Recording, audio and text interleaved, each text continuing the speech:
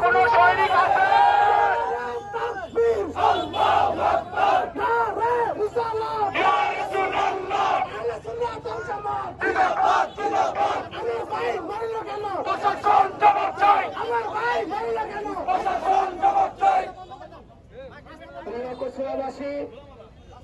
আপনারা দেখতে পাচ্ছেন আহলে সুন্নাত ওয়াল জামায়াতের নেতা কর্মীরা কচুয়ার রাজপথে মানববন্ধন বিক্ষোভ মিছিল করছে।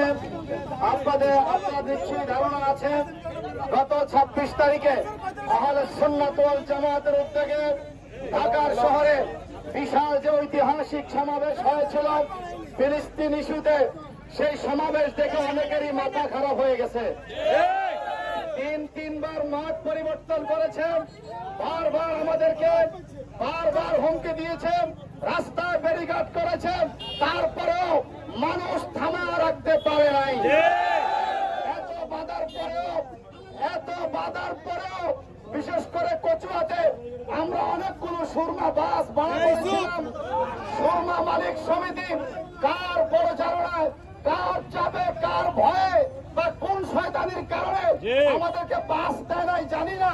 যদি দিত তাহলে ঢাকার শহরে আরো লক্ষ মানুষ যেতে পারত। এত বাধা দেওয়ার পরেও যদি ঢাকার শহরের রাজপথ বন্ধ হয়ে যায়, সারা বিশ্ব দেখেছে সুন্নি মুসলমান ঘরে ঘরে আছে, এরা রাস্তায় নামতে জানে। আমরা রাজপথে নামতে চাই নাই, কিন্তু আমাদেরকে বাধ্য করেছে।